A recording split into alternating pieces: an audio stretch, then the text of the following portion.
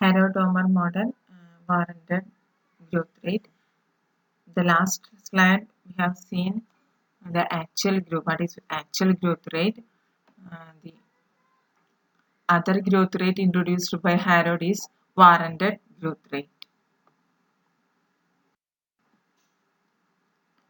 Warranted growth rate refers to that growth rate of the economy when it's working at full capacity by making full and optimum use of machine and manpower. Okay.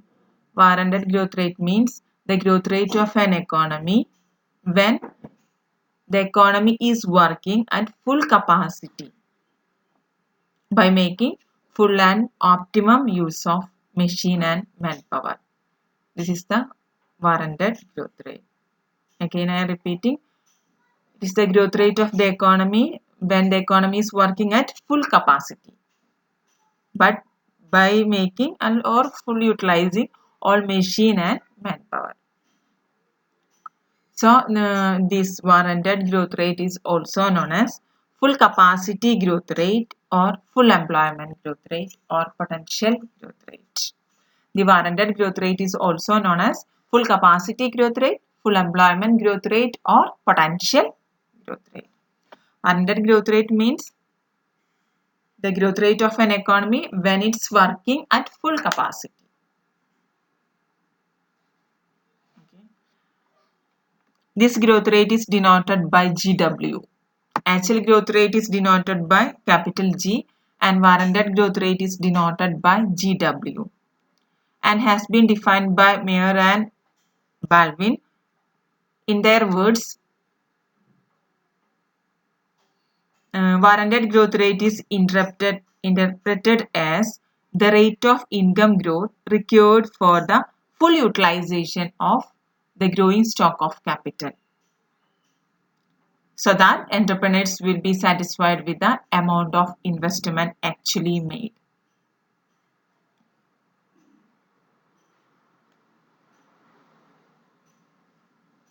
They interpreted warranted growth rate as the rate of income growth required for the full utilization of a growing stock of capital. So, entrepreneurs will be satisfied with the amount of investment actually made. This is the one of the definitions related regarding warranted growth rate.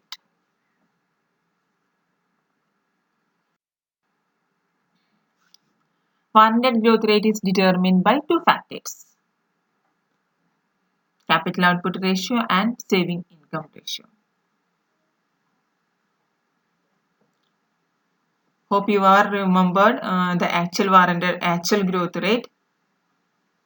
That growth rate also depends on this capital output ratio and saving income ratio.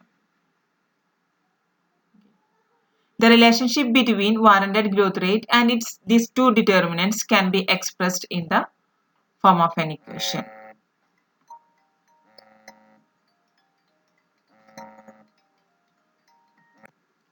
GWCR equal to S.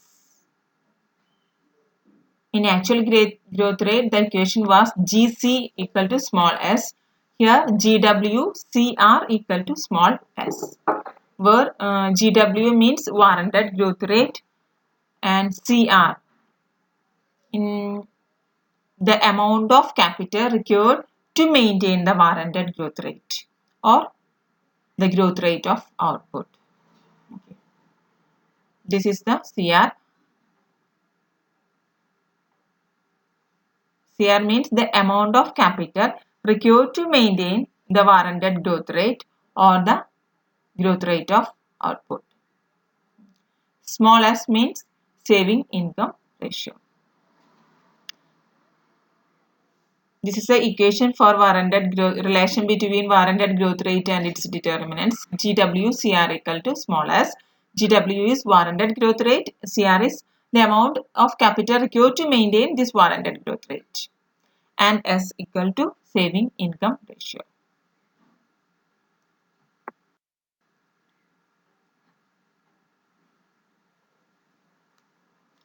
Okay, having discussed the two rates of growth, that is actual and warranted growth rate, we now discuss the issue as to how to achieve the steady growth rate. According to Harrod, the economy can achieve stable growth if actual growth rate equal to warranted growth rate, G equal to GW.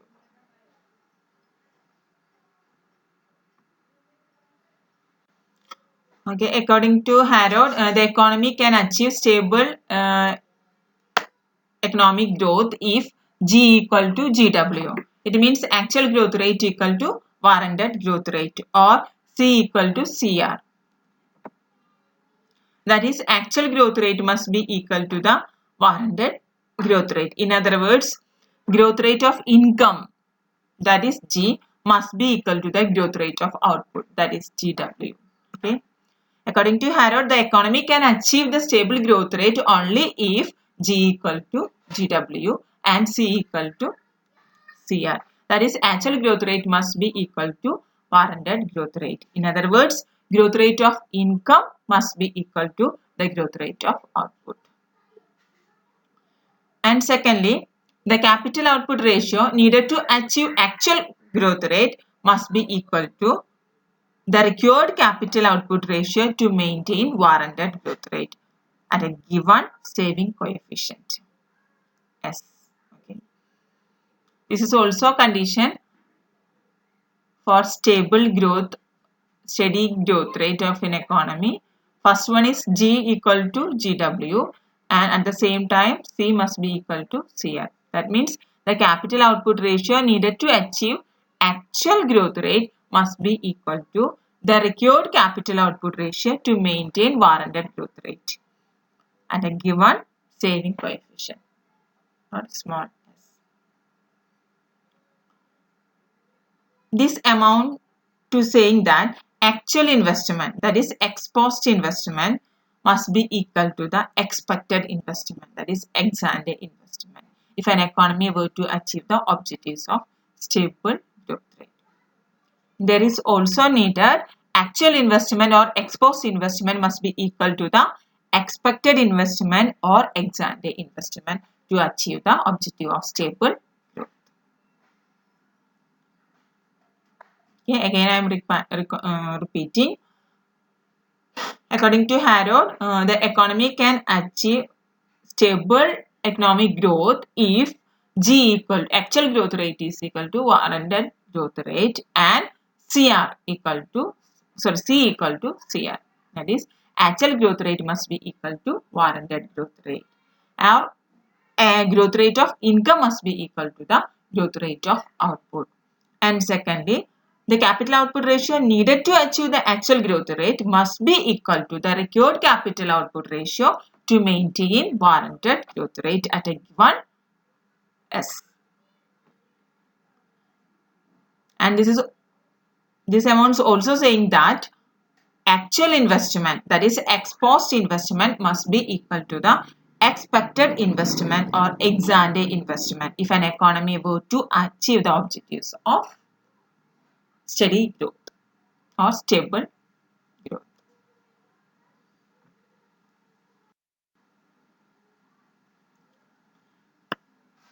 Next is instability of growth. We studied that for steady growth rate, there should be an equality between actual growth rate and warranted growth rate. If there is a deviation between actual and warranted growth rate, what will happen? Now we are going to look into that. We have just discussed that stable growth rate of economy requires the equality between actual and warranted growth rate. On the other hand, the C, capital output ratio and capital output ratio required to maintain the warranted growth rate on the other. Harrod also analyzed the situation when these conditions are not satisfied. There is two possibility: when actual growth rate greater than the warranted growth rate, or actual growth rate is less than the warranted growth rate. In the first situation, when actual growth rate is greater than warranted growth rate, then C is less than CR. In second situation, when actual growth rate is less than warranted growth rate, then C is greater than CR. This is a proof for this instability situation. First equation is actual growth rate equation, GC equal to S. Other one is warranted growth rate equation, GWCR equal to S. GC equal to S, we can also write G equal to S by C. Similarly, we can write GW is equal to S by CR. If G is greater than GW, actual growth rate warranted growth rate nekal higher anengil, S by C greater than S by CR. Or we can write 1 by C greater than 1 by CR. By cross multiplying, we get CR will be greater than C, or C will be less than CR. Okay. Similarly, it can be proved that when GW is less than G, then we can write C is greater than CR. This is the proof for this equation. I'm going to the next slide.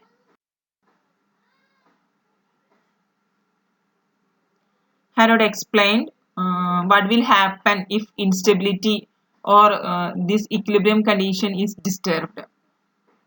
When the first situation is when actual growth rate is greater than the warranted growth rate.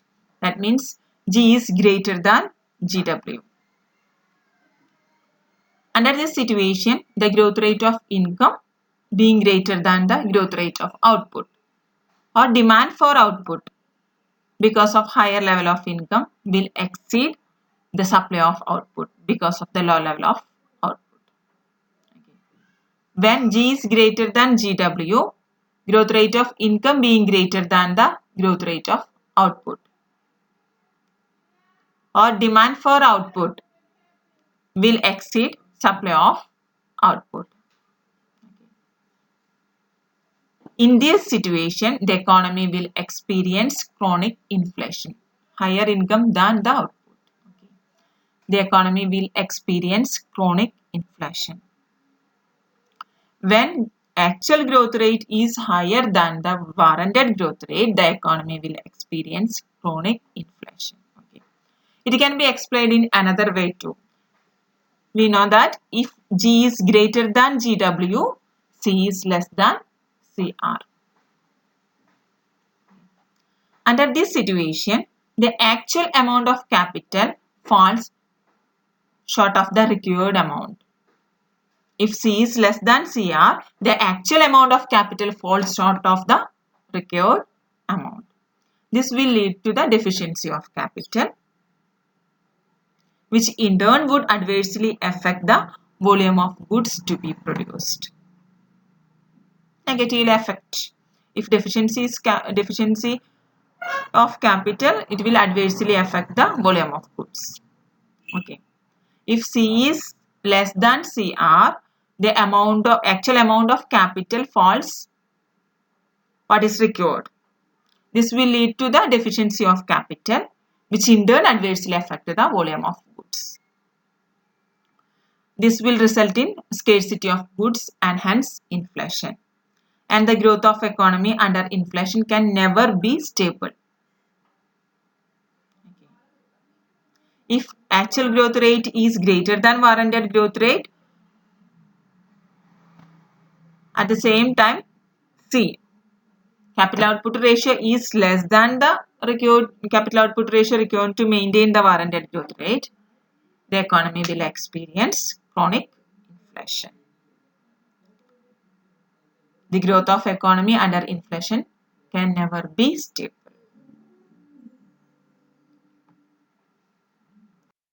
The other situation, when growth rate is less than GW. Actual growth rate is less than warranted growth rate. Under this situation, the growth rate of income will be less than the growth rate of output. The growth rate of income will be less than the growth rate of output. During this situation, there would be more goods for sale, but income would not be sufficient to purchase those goods. During this situation, more goods are there for sale, but income is not sufficient to purchase that goods. Okay. In Keynesian terminology, we can say that there would be deficiency of demand. And economy face the problem of chronic deflation. If G is less than GW, the economy will experience the deficiency of demand or the problem of chronic deflation.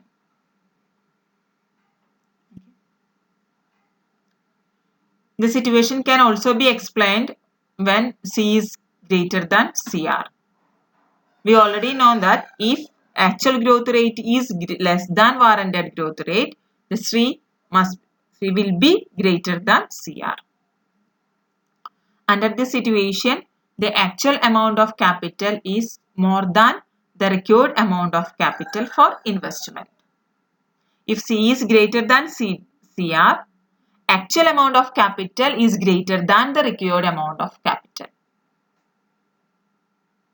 When capital available more,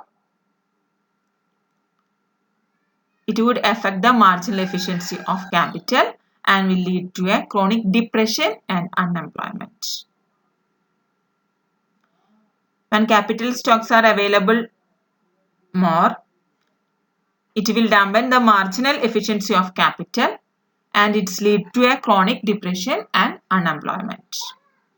Thus, growth rate of an economy under this situation of chronic depression can never be stable. The growth rate of the economy under the situation of chronic depression can never be stable. The growth rate of economy under the situation of chronic inflation and chronic depression can never be stable. This is the main idea of Harrod actual and warranted growth rate regarding. And one more concept is there.